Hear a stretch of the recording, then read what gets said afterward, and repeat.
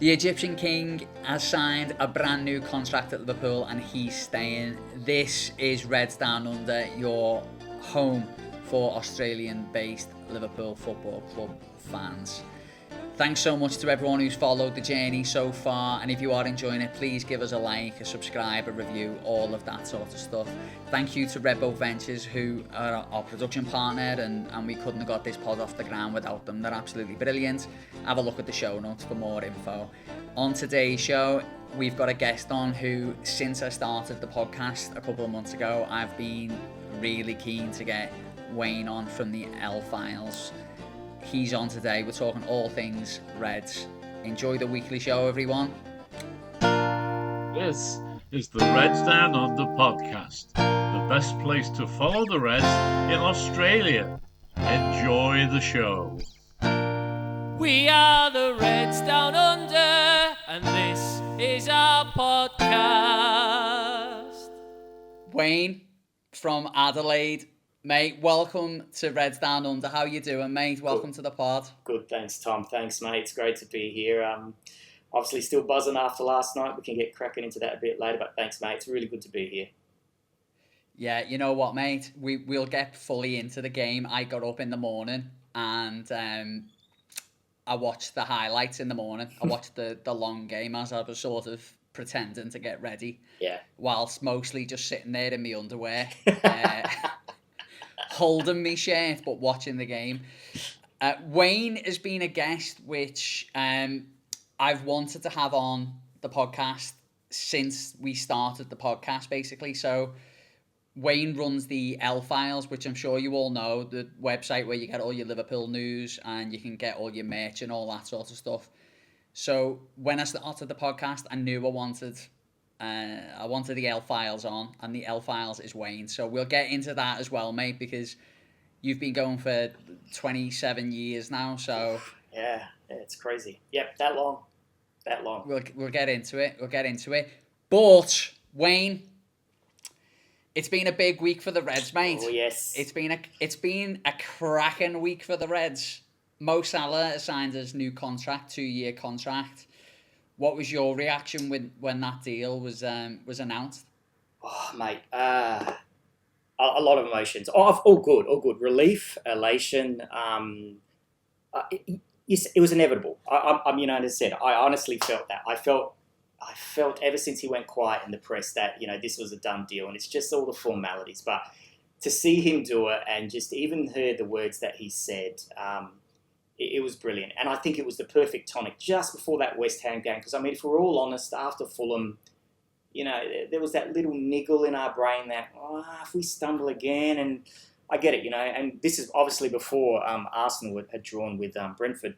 We were, I guess if we're honest, we kind of felt that little bit, but he was a perfect tonic. And you just knew he was going to have a good game. And, that the first 45 minutes, he was brilliant. But, mate, I think it's just the start of good things. I think there's another big one coming, contract. But yeah. What can you say, mate? The guy is just brilliant. That's putting it lightly. I was having a chat with friends about this, that, you look at the names of Gerrard and Kenny and Rush, those big names, and Mo can sit up there with them. And I firmly believe that. What he's done over the 9 seasons he's been with us, or is it 10? Sorry, I get confused. Is just amazing, and it's record after record. And I say you can always tell how brilliant a player is when rivals are just trying to pick holes in his game. They'll call him a penalty merchant, or he's finished, or all that, or whatever. But they'd love to have him. He's better than anything they have. Mate, I'm thrilled to bits he signed, especially him. I think he's just a supreme athlete. He's like Ronaldo. That he could probably play at this level for probably another 2 seasons. He just looks after himself so well, and he's changed his game too. I think if anything, I feel he's flourished under Slot. He's become more of that creator type player as well. But love him to pieces, and yeah, thrilled to bits. Yeah, you know what? I think for me the first feeling I had, like genuine feeling, Wayne was just absolute relief. Yeah. Just absolute relief. Like at first I didn't enjoy it. You know, I started seeing the social posts come out of the club, and you know, I'm like anyone. Then I'm jumping on all the websites, the L files. I'm jumping on all the websites. Get all your news on the L files. I'm jumping on all the website. I'm trying to understand what's going on, what the deal is, how long the deal is for, and I was just so relieved. And then when I started reaching out to people back home, people who follow the pod as well, everyone's just absolutely buzzing. And I think then I could relax a little bit. Yeah. You know, it was just sort of washing over me. Yeah. And I was absolutely buzzing. Yep. Where do you? I mean, I've asked this question on the pod before. I think I asked Jack. Where would you sort of put Salah in that group of those elite players, like you mentioned, Kenny Dalglish, Stevie G? This is a tricky one because I'll have to mention someone else that I think is on par with him as well. Maybe even another one. Can I guess who it is? Yeah, go for it. Is it Igor Bishkan? Nah, man. It's Ishvan Kozma. Igor? Nah. Nah, mate. Look, I think there's an argument to even put Verge up there, a strong argument. He's been transformational. Right? We'll talk about Verge a little bit later. I think Mo, top 5, I think you have to put him in there. Where he sits, I still think, if you ask me who our greatest player is, I'm probably maybe a little bit older, so for me it's still probably Kenny, but I think that comes with just what Kenny, not just what he did as a player, but I guess also what he did, you know, during Hillsborough off the field, but also as a coach as well. So him and Gerrard, I guess you can interswap. Third spot, I think there's a strong argument for Mo or even Verge sitting at number 3. You know, I still think, you know, Souness should be up there somewhere as well. And Barnes as well, but it's tricky because it's, you know, you put one player in, then you think, oh, what about this player? And, you know, there's probably fans who are, you know, older than me who grew up in the 60s and 70s, and they could probably say, you know, someone like Terry McDermott or, you know, even Emlyn Hughes, those kind of players, or Kevin Keegan even. I guess for us, though, if we're looking at, say, maybe the last, let's say the modern era, let's say the last, you know, since the turn of the century, I would say Mo's top 3, definitely, without a shadow of a doubt. Yeah, I think from the turn of the century, I think there's certain players that stand out. Obviously, Stevie G. Yeah. Is, you know, he could win a game on his own, and he did. Correct. And Evertonians fucking hated him, and I love that. Yes. I love that. I absolutely love it. Stevie G, you know, I think as a scouser as well, mate, you know, he might not have been the best sort of technical player, but I think for what Jamie Carragher gave to the club for so long, really high standards, and a great example to kids, I reckon, who want to play the game. Jamie had plenty of low moments. Yeah. And he just kept bouncing back and bouncing back. Yes. You know, he was, under Houllier, he was playing left back, right back, centre back. And under Benitez, he really got that centre back position. Yes. And Jamie's a legend there. But as you say, Virgil van Dijk is the best. He's the best centre back I've ever seen. I likewise. I agree. Absolutely. And Rio Ferdinand was great. Yeah. I mean, John Terry was great, but Virgil's got both of what they had, I think. I agree. And, you know, I'm old enough to have watched a lot of World Cups and European football in my time, you know, in the 80s and so forth, and early 90s and stuff. And I've seen some great defenders, but for me, the last 50 years, and that's obviously showing my age, I haven't seen anyone better. He just is so commanding and so calm. And, you know, I can honestly say I don't think I've ever seen Virgil make one slide tackle in his life. And I remember Alan Hansen saying something that, you know, if you have to slide tackle, it means that you weren't in the right position in the first place. He is just immense. And I think, to be honest with you, out of all the players that have signed during Klopp's time, Virgil is probably the one that transformed us completely. And this is not to say, this is going to sound strange, but like, Mo is brilliant as he's been. You could probably get another one or two forwards and maybe get goals out of them as well. And that's not to underplay what Mo has done. And even to an extent, Alisson has just been, incredible. But Virgil has just cemented this side. He really is. He truly is a colossus. And, for me, he basically is head and shoulders above any other defender I've seen in the Premier League, and probably in Europe as well. He's just immense, absolutely immense. So, So, sorry, come back to your original question. Kind of took I over can't there. even remember what it was. Was about ranking them. That's right. That's ranking. Actually, you've asked me. I'm curious about you. So, where do you position Mo and maybe even the others as well? What's your take on it? I think that a part of it is we look back, mate, at yesteryear. I think you look back at...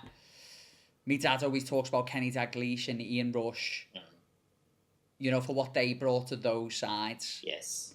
We talk about Stevie in the same way. He dragged us through games, Istanbul, the West Ham Cup final, which was still one of the best games I've ever seen, because it was like it was inevitable. Yes. Yep. Yep. Crazy that the way the game went. I think Stevie's one of them that, because he's more recent than Kenny and Rushy and McDermott, as you say, and Ian Callahan, who played over 800 games, he's still in that sort of, he's in the orbit for us. We can still watch his goals in HD. So Stevie's hanging around as well, for sure, in that.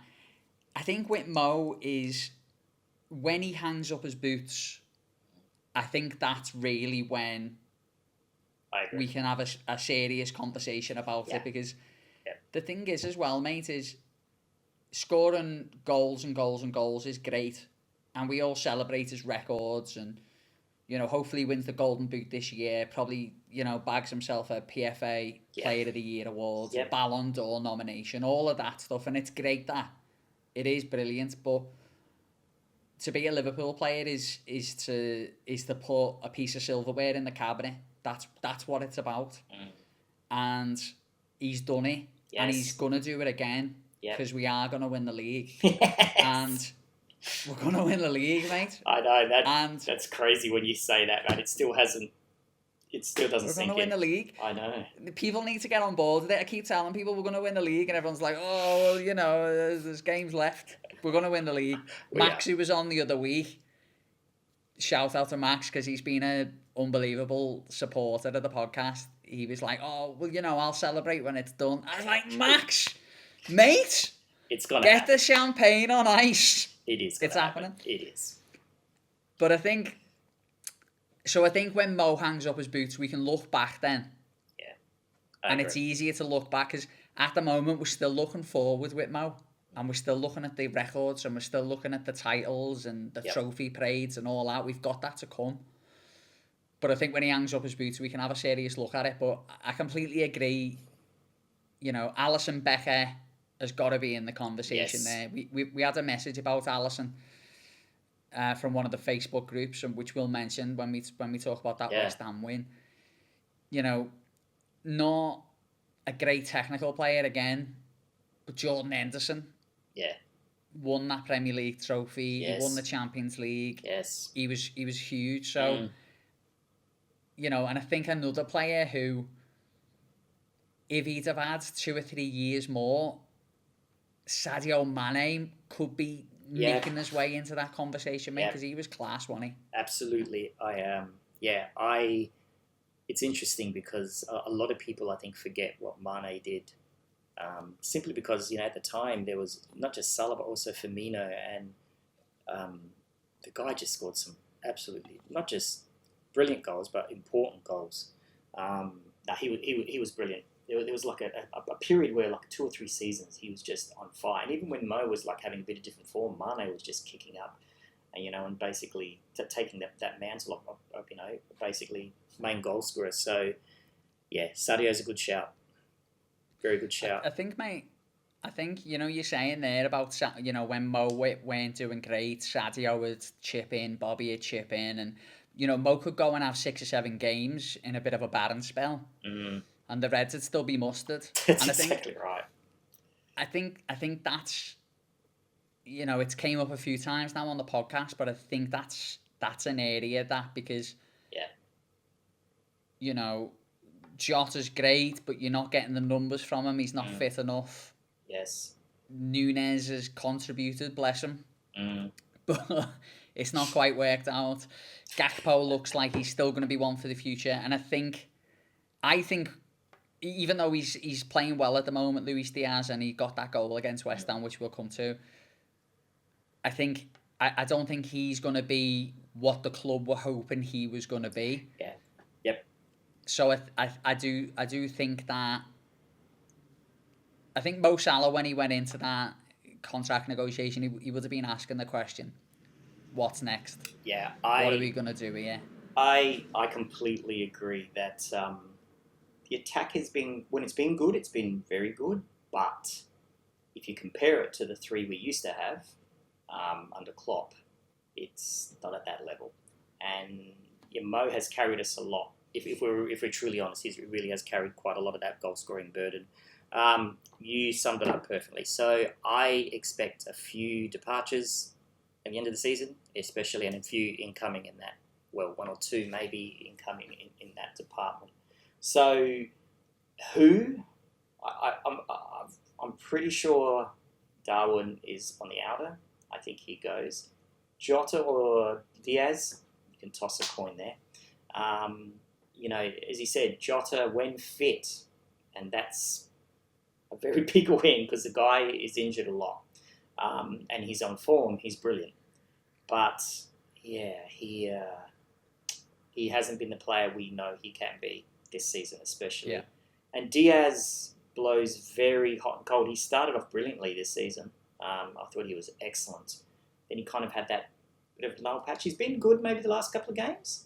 But yeah, I agree. I think we need better. And I think the beauty is that, and I've heard, fans in Holland say this, that Slot is very ruthless in his decision making now. Obviously, he's not the one who says who he wants to buy. Obviously, there's other people that are doing that, but I'm pretty sure he's working closely with Edwards and Hughes.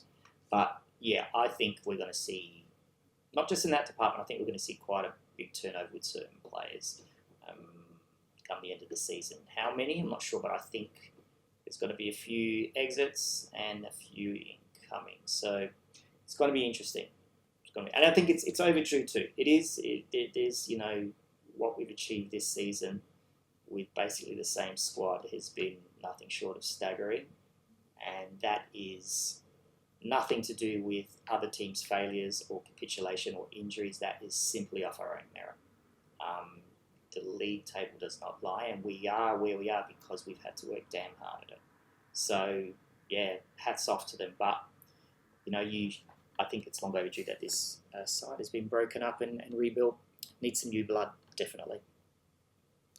Well, one player, mate, who it looks like isn't going to be moving on is Virgil van Dijk. It looks like he's going to be signing a contract, mate, and that's another big step, isn't it? Getting Virgil done, that will be huge, won't it? I mean, if you said to us, three seasons ago that, hey, look, there's going to come a time in a couple of seasons when Klopp's not there, you've got a new coach, and you're going to have Trent, Mo, and Virg, basically all with the chance of leaving on a free, you would say, yeah, whatever. So to think that we were at this stage even now, and you're thinking, it's just crazy. It's a crazy situation. But like Mo, I suspect Virg has agreed in principle.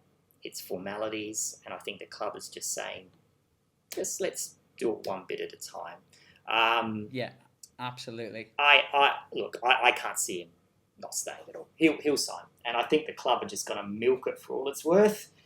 It's almost like watching a movie where there's a cliffhanger. It's inevitable. I'll bet my bottom dollar that he is definitely staying. I just can't see him going elsewhere. He out of all the players is the one that if he doesn't stay, then yeah, I don't even know how you kind of replace him. So, but he's another player that he's just an elite athlete, and I could see him, 2 more seasons still playing at this level, and I'm sure they already got succession plans in place.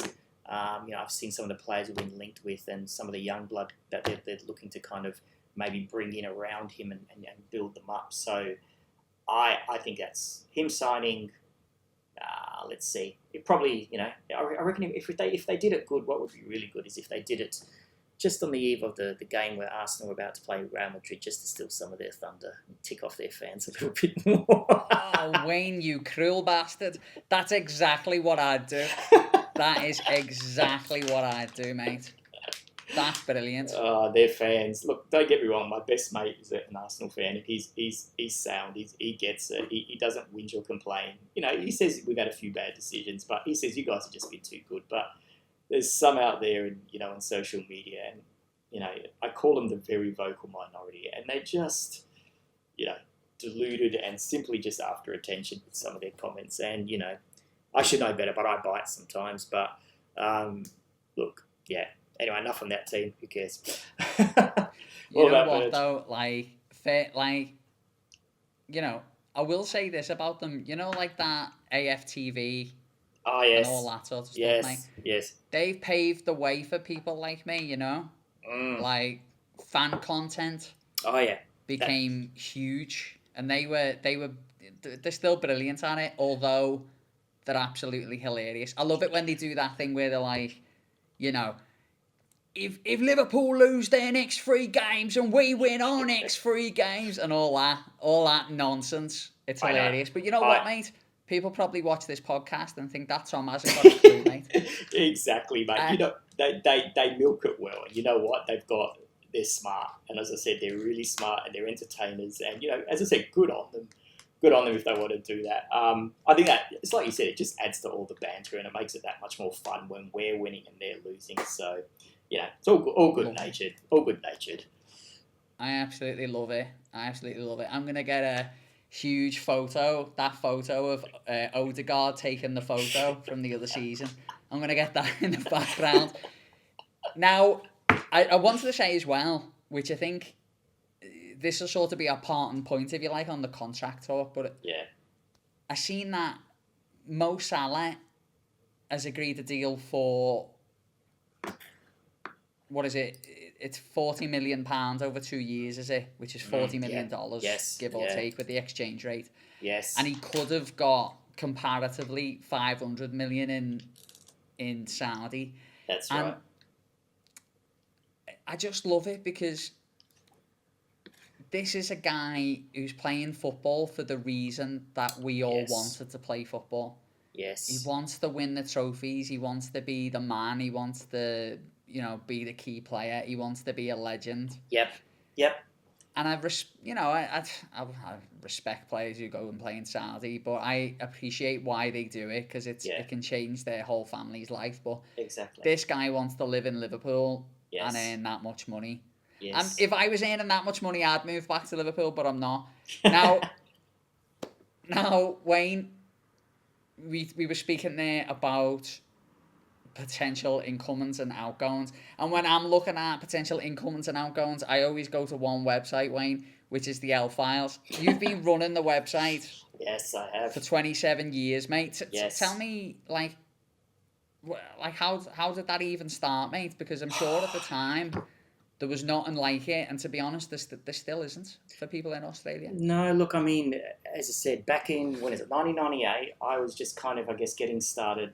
I guess just a bit of background. So I'm a graphic designer. I've been doing that since 1990. But around 96, 97, I thought I've got to try and get into this internet thing and web design. So started with a small little company here in Adelaide, and I thought I need just something like a hobby. I need like a hobby site. Just it's good for practice. So I thought, hey, I'll make something about Liverpool. I'm a Liverpool fan. So just started out. It was just this little website, and it just kind of grew and grew. I guess over time, the decision just to kind of make it a news source, and that's pretty much what it was. It was just gathering news. I mean, it's all automated now, so it kind of just gathers very select news sources. So, usually just the trusted Liverpool sources, like to think, not the more kind of fancy ones that I guess that kind of lie through their teeth. So I'm quite careful about that. But yeah, look, it's been amazing. So, and to think this little website has kind of opened all these doors for me, as far as when I was in Melbourne, it helped me and my other friends kind of, I guess, open doors to create the supporters group in Melbourne. We co-founded it over there, and then here with the Adelaide group, helping them as well. But then working with the club on tours, like the 2013 tour in Melbourne and in Adelaide as well when they came here in 2015. It's, I've been really blessed by it. I've been able to be going match of the day, being interviewed by the official Liverpool website, meet ex-players. I met, my hero, John Barnes. Through it, I've also met Craig Johnston, who was the one, kind of got me into Liverpool in the first place, and now he's a mate, and which still blows my mind when I think about that. But it's just been, incredible. So, it's a very simple site. It's a very old site, but I always had the premise that it was just something for the fans here in Australia. It lists basically all your local supporter clubs, and if you're listening, join your local OLCS, all right, SC, sorry. That's your official Liverpool supporters club, by the way. If you're wanting, there's one in every major city. I think there's a couple in Sydney as well. There's one in Newcastle as well. So, but join them because they're really good. We need one in Tassie, by the way. That's what we need. So supporting them and working with them, because I love those guys, and I guess that's why I did it too. Is that it wasn't about me ego or nothing. It was just I'm just a fan at the end of the day, and I love meeting new fans like yourself, Tom as well. And I've met some fantastic people through it. So it's liverpoolaustralia.com.au. It's the oldest Australian Liverpool fan website still going around. It's a bit archaic as far as look and feel, so bear with me. I'm doing something quite nice with it in the background at the moment, which will update the feel. But you can get Liverpool merch on there as well. That pays for this. You can. So go for it. But it's latest news and all the good news. So thanks for the plug, man. Appreciate it. And it's a good spot also. If you want to find this podcast, it's on there too. It's linked on there as well. It is on there. Yeah, it is on there. It is on there. Mate. I'll be honest. It was really cool when you sent me the link and you were like, "Oh, have a look at this." And Reds Down Under was on a website, which I never made the website, and it was on there. It was awesome. It was awesome. Good. And you were saying about the supporters groups as well. Yeah. Mate, the supporters groups have been amazing so far for this podcast. That's good, man. Especially the Newcastle supporters group and the Queensland group have been amazing. Yeah, good people. The New South Wales guys have been getting involved as well. Yes. So, and that's what it's about, isn't it? It is. We got some great people, mate. And you know what? Congrats to you on this pod as well. I love what you're doing. And as I said, there was one in the past, which, the couch one, which was great. And I always felt there was a gap. I was very sad when that went. So it's good that you're running this. And it's very cool to have, we've actually got a Scouser running it as well. So it kind of gives us that, for us here. Can I be honest? You go for it, mate. Go for it. I'm not a Scouser. I do the accent. It's to sell it. I'm from Darwin. That's it. I bang on the accent every week. But mate, look, I appreciate your kind words. I really do appreciate I lost you it. there, mate. To be honest, mate, hang on. I'm loving it. I just love talking about Liverpool. If I didn't have a camera and a microphone in front of me right now, I'd be chewing my girlfriend's ear off about, inverted fullbacks and deep lying midfielders and how we could play a diamond and all this nonsense which she has to listen to. Now, what the Reds do, mate, is the Reds win games, and after a disappointing defeat to Fulham, absolutely huge win against West Ham, mate, wasn't it? Mate, that game when Virgil scored the winner, there's some games where you think, that's it, that's the title.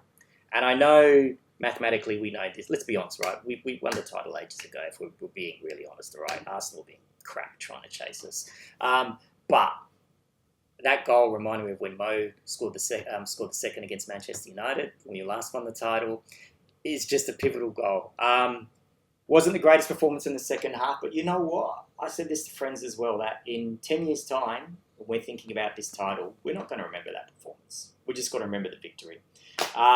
It was brilliant. And you know what? Champion sides find ways to win, even when they've just had an absolute disaster, like what happened at the last, in the 85th minute. So to bounce back and score a winning goal 3 minutes later, that's incredible winning mentality, incredible resilience, and that's probably been the underlying thing under Slow as well. We've just been so resilient. But yeah, look, first 45 minutes we were great. I thought we were going to win this with the canter. But, West Ham actually are a good side. And I can't believe they're in 17th spot or something. Yeah, they're 19, 18th, 17th. They're 16th, but 10 points clear of relegation, okay. I think. But I think it's also, just when they say the Premier League is weaker this year, I don't think that's the case. I think there's actually, every side is capable of beating each other on their day. Ipswich almost beat Chelsea at home. So, as I said, I think to do that under those circumstances when, our players are amazing, but they're human at the end of the day. And, all that pressure, but to take that, especially after that own goal, and then to just go out and the captain, right, by example, just, literally bangs it in like with that header. It was just, phenomenal. I couldn't believe it. I was like, it's just one of those wins where it just feels even more satisfying when I guess you've just had to dig deep. Mate, I think that's, if ever there was a nail in the coffin of any hope of anyone taking this title away from us, I think, Verge basically nailed that coffin shut. So that was it, wasn't it? Oh, that was it. Yes. I was actually, I haven't had a chance to see the full game back yet because, as I say, I watched the 25-minute version in the morning on Optus Sport, and then I got back after work and I was prepping for the podcast with yourself, so I watched the extended version. So you don't always get a great feel for the game, but so many of us, that's all we put up with. We can only have time to watch the highlights and whatever, don't we? But West Ham looked like they played really well, actually. Yeah, they did. From what I seen. I thought Wan-Bissaka was brilliant. And I was just looking a second ago on my phone there. Someone sent me a message about Wan-Bissaka. I think it was Max from Newcastle saying that the game changed when Wan-Bissaka went to left back. Yep. And he was brilliant, Wan-Bissaka. Yeah. I thought he was a real threat. Yes. And West Ham are just one of them teams, mate, aren't they? Where, all right, they're not going to be a team at the moment who are going to have a lot of the ball, but when they get into that final third, we mentioned it last week. Fulcrum, who hit the bar. Oh yes. With a great header. You got Bowen, you've got Paqueta, who's always a threat there. They've got Somerville, who's a sort of a player who you get moments out of. Yes. So I thought West Ham were well worth the value, and I don't think their fans leaving the stadium will be too disappointed. No, I agree, mate. They and I think Wan-Bissaka is a prime example that he was not that great at Manchester United, but it just shows you that when you're in the right team with the right coach, you can actually be. There's actually quality there, so not everyone should give up. And this is maybe a lesson for some of our fans too. Don't give up so quickly on certain players. But they were very good in transition, brilliant when their backs to the goal, especially even playing deep. They just have this ability to turn and hold the ball and really evade our players. And they were breaking so quick. I'm a big fan of Jared Bowen. He's one player I wish we signed a couple of years ago, to be honest. I know Klopp was a big fan of him. I've always been a big fan of his. He's 28 now, so maybe push that kind of that date. But they were just, very good. I felt, look, I'm glad we won. I felt it was a bit harsh on West Ham. I thought they were good enough for a draw. Alisson, what can I say about that guy? He's an absolute freak. Just incredible, colossal saves. And he's just everywhere. And I honestly don't understand how any other fans can say he's not the best in the world, because I think he is just he's the best keeper we've ever had. Obviously I'm too young to have seen Ray Clements, but I know people who have, and they say no, Alisson's better, definitely. Yeah. Ray was brilliant, and the only thing maybe Clements had over Ali was more trophies, but Ali's just he's worth sometimes 10 points a season, that guy, and it proved it again yet again yesterday. But as I said, I just love the character. It would have been so easy for us after that own goal. And you could see the frustration in Robbo as well, because it was Verge's mistake. But that determination just to get back in the game. And as soon as we were on, it was like, I thought, we're alive again. I said, we're gonna score. And I just felt we were going to score, because we looked like, Diaz nearly put us in front. I think Bissaka deflected his shot, and that hit the bar, or if I remember right as well.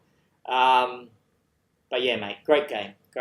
And obviously, I know we're going to lead into this, but on the eve of Hillsborough, I just want to quickly say, class act, West Ham, their fans and their team, impeccable. The respect they showed and just the grace that they showed during that minute silence was just superb. So well done. Yeah. Well done. Yeah, I think West Ham are one of them set of fans, like Newcastle. They're working class people. They get they're similar to us in a way. They're from a part of London that typically isn't a very wealthy part of London. Yeah. Although I have to say, I did work there for a couple of months after the regeneration, and it's actually quite schmick in East London at the moment. It's getting a bit expensive for a pint in East London at the moment. Yeah. But I thought the West Ham fans, brilliant. I thought the mosaic in the Kop was brilliant, and I'm glad you brought up Hillsborough. It's... Yeah, can I ask a question? So just very quickly. Obviously, from our perspective in Australia, for me personally, I've learnt all the history. I can still remember the newspaper front page when it happened back in 1989. But I've often said this, I feel unqualified to really make any comment, because I wasn't there in the city. I'm not from the city. And whilst I sympathise, and it's heartbreaking, you being a Scouser born there, what is it like, during this time of the year, for people living there, for people like yourself, especially for you, just given the fact that you're far away from home as well? Yeah, it's so the disaster happened. It's the remembrance of it tomorrow. So we're recording on Monday, and the pod will come out Thursday. So it'll be tomorrow for us, mate. And yes. So it was 1989. So I was born in 1990. And any Liverpool fan who grew up in that time will tell you it was like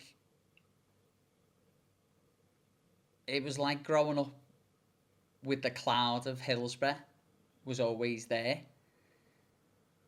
I was only sort of young, really, when I started to understand about the football, but the Hillsborough disaster was something so prominent inside the fan base still. 97 people died on that day, and so many Scousers know someone who died, or knows someone of someone who died, or used to work with a guy whose brother died, and things like that. Yeah. It's such an intense time in the city,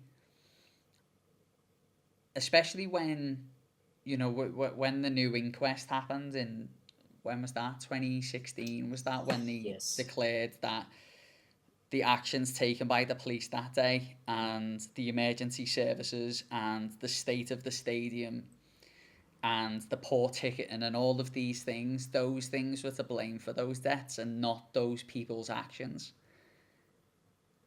And that was huge, and that time in the city was such anger, but hope that something was going to happen. these people who'd done these crimes, and they might not necessarily have done them to be evil, but the consequences were evil, and they got away with it. And I think, I'm not saying that people have sort of given up now that justice will ever be done, but I think for many people it's sort of drawn a line under that a little bit, and people can now try to move on from it a little bit more. But you know, it's a really strange thing to wrap your head around as a kid, because you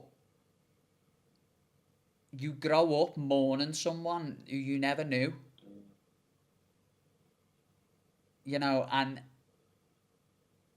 it's so embedded in the fan base that it will forever be a part of the football club.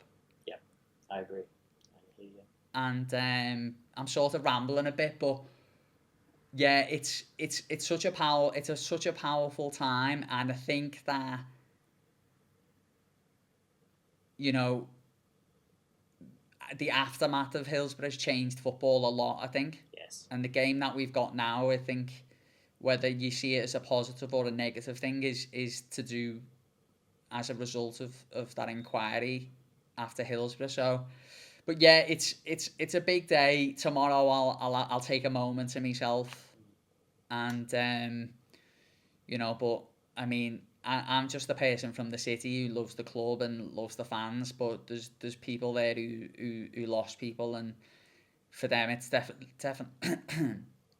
sorry, it's definitely going to be the hardest day of the year. But yeah, so we're, you know, even if the podcast comes out on Thursday, wherever you are, just take a moment and think about those Reds who live far away from you, but are still part of our community and important. All right. What was I going to say? Just before we move on, there was something I wanted to say about the West Ham game. All right, go for it. Now that I've broken my heart, I loved the Diaz goal because it was like old Mo Salah as well, in a way. He pins the fullback to the flank. Yeah. He does him with a bit of movement and he's gone. Yes. And it was a bit like, okay, he can't do that every time, but he's still got these little flashes of the Mo that we signed years ago. Yes. And it was nice. It was nice. He signed the contract. Everything's good, and he shows us a little bit of, you know, I can do the creative play and all that, but I'm still fucking Mo Salah. Exactly. How good was the goal celebration after, by the way? That was my favourite. That's the best. I just love him. Yeah, I read a stat. I've seen it a few times, but apparently, since Mo Salah's played for Liverpool, hate crimes on Muslims in Liverpool has decreased. It's brilliant. By 20%. That's fantastic to hear. And they reckon there's a correlation between the two, which is brilliant. That's brilliant. That is really good to hear. Very good to hear. Yeah.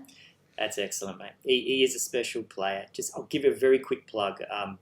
I read a really good article today from Jonathan Northcott. It just explains the whole deal and the science behind why they Mo Salah's contract. But you mentioned something before about him rejecting the Saudi money. Now, if you think about it, that's $500 million, which is just insane money for, you know, kicking a ball. But it spoke about what drives Salah and the rejection that happened to him in Chelsea. That he really feeds off that. I think as what's his name, Mikel, who used to play with him at Chelsea, said how when he was very young, how Mourinho came in and ripped Salah to shreds, left him in tears.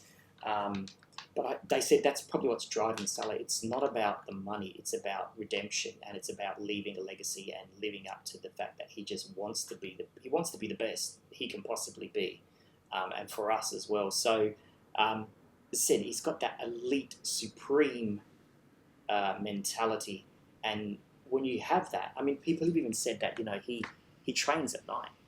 He trains at night by himself, and he's posting it. So he's setting an example for his other younger players out there, like in our squad, saying, you know what, you want to be the best, you've got to put in the hard work. I mean, you hear the stories of Cristiano Ronaldo, for all the other, things and how we feel about that guy, you cannot deny he is a supreme athlete. And you ask his former teammates, he would be the first one into training, and then he'd be the last leaving, just practicing shooting. So I'm pretty sure Mo's like that as well. The guy just, he takes what he does so seriously. He's not a party boy.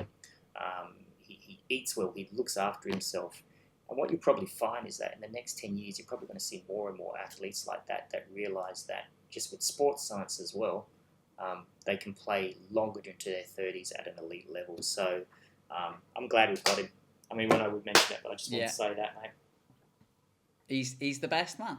It's funny you mentioned Cristiano Ronaldo, because I seen a story. It was a while ago, so I might misquote it because I can't remember the player who it was. But they said when they were at Real Madrid, Cristiano said, "Oh, do you want to come round for something to eat?" So he's like, yeah. So he went round to Cristiano's house, and Cristiano put a plate of food in front of him, and it was like literally just salad leaves. And he was like, where's the fucking meat? So Cristiano was like, no meat, just salad. And they were like, oh, thanks for inviting me around, Cristiano. What a player. What a player. Now, mate, Liverpool's next game, Liverpool are 6 points away from winning the league title. Yes, they are. And it's going to happen. The next game we play is against Leicester City, who are gone from the Premier League, mate. Yes. We've got to go do them, haven't we? We've got to go do them. I can't remember their result on the weekend, but I think prior to that, at home, they had failed to score in their last, 10 games? Under Ruud van Nistelrooy. So I'm hoping that doesn't change. But no, look, they've been garbage, and it seems like every other team has really lifted their game for us. But I can't see us getting anything but a win. That's not me being overconfident or cocky, but no, I think you're going to see us win well there, and I think it's going to be an emphatic win. What I'd like to see, I'd love to see Arne, Schlott just kind of rotate a few players. Maybe that's a conversation for us maybe at the end of the season to have. Just, I guess, his unwillingness to maybe trust certain players. I'd love to see Elliott get another go. Obviously, we'd all like to see Chiesa get a go. I can't think he can do any worse than what, Darwin or maybe Jota and maybe even Cody of late has done. That said, I am a Cody Gakpo fan. I thought he was very good at the beginning of the season until he had that injury. But yeah, look, I think we do Leicester. I think we'll do them well. So I think it's going to be the first time since when we beat Chelsea, or was it QPR away back in the 80s, that we could potentially... Well, this is the thing. This is what I've heard, by the way, that if Arsenal lose to Ipswich and we win against Leicester, the title is ours. Now, so potentially we could win this on the weekend. But I think most of us would rather we win at home against Spurs. But anyway, let's take one game at a time. So yeah, Leicester, I think we'll win and win well. I just I would like to see Schlott just maybe rotate a few players. Who he starts the front three, I reckon he's going to go with the same again. Midfield, I would love to see Harvey get a go. I really do. I just want to see him have a crack. I don't know what the future holds for Elliott.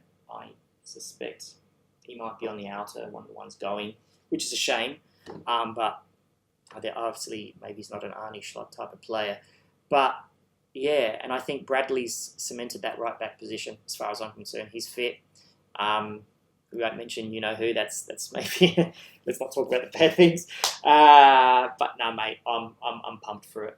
It's a weird one, mind you. Like I think we're playing all Sunday night games now, if I'm correct, here in Australia to the end of the season. Yeah. I'm pretty sure. We played Leicester in the early hours of Monday morning, which is great because it's Easter weekend, isn't it? Exactly right. Exactly So right. everyone can watch it, That's exactly right. no matter what. Yep. Most people are going to be off, aren't they, on Monday? I might So everyone can watch it. Yeah, I might need to go out to the Bar here, which is the Adelaide Supporters Group's local club. I'm pretty sure they're going to be showing that. So maybe see. Yeah, time for this boy to get out a little bit if the missus lets me. But yeah, mate. I'm going down to my parents live in Wollongong. Oh yeah. So we're going down there at the weekend. Lovely. So I'm sure we'll be watching the Reds, and they've got a karaoke machine. Oh, beauty. So it's going to be we'll have a few bevies. Big night. We'll have a few bevies. Got a big night. If people out there have got a bit of time free in that night and they want to go and do something, just Google what your local supporters club are doing, because exactly the events right. are brilliant. That's do exactly it. right. Do it. They're a lot of fun. Also, I was looking before about this Leicester game. Leicester City have scored 27 Premier League goals this year, which is the same as Mo Salah. So I know you're saying Mo Salah's carried us, and he has. That's actually a very harsh comment. Sorry, let me rephrase that. I think as far as goals, yeah, he's done a lot. But let's be honest, the other team has contributed. I've got to qualify that statement. Otherwise, might get a lot of heat for that. Don't worry. Heat in the comments is good for the engagement. That's right. So look, give us your prediction then for the next game, mate. I think, you know what, Leicester buck the trend. They score 1, but I think we score 4. I think 4-1 to us. And I think, I'm not sure who, but I think we're going to see something special. I just got this feeling someone's going to hit a hat-trick. I don't know why. Maybe the new contract boy. So, yeah, I'm going 4-1. 4-1, Van Dijk hat-trick. I'll go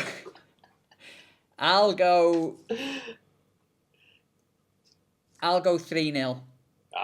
You know, I seen a comment from Jed in the supporters group.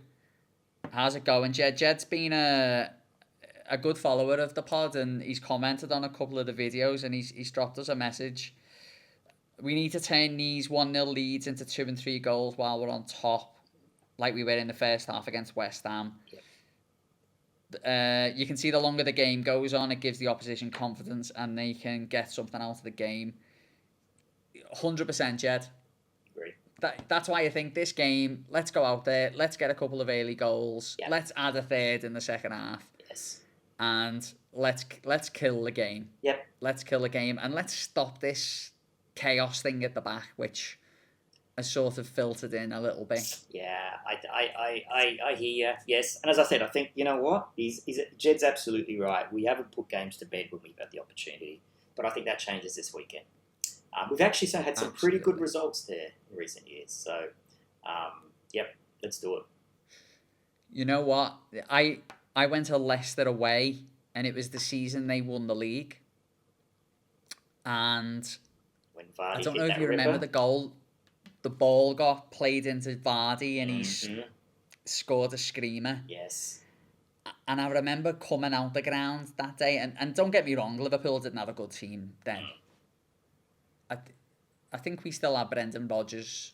I think the you're year right. after we nearly won the league, I think. Yes, I think you're right.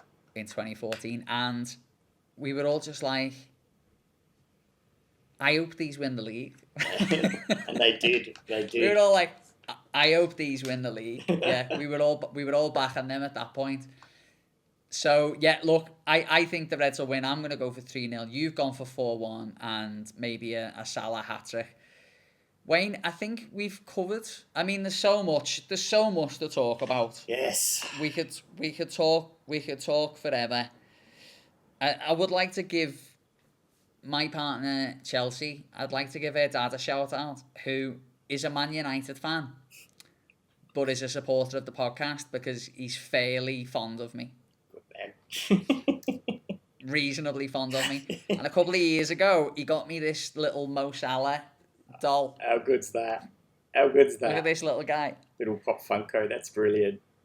Yeah, so I thought I'd give Mark a shout out and thank him for his support, because even though he's a United fan, he's contributed every week.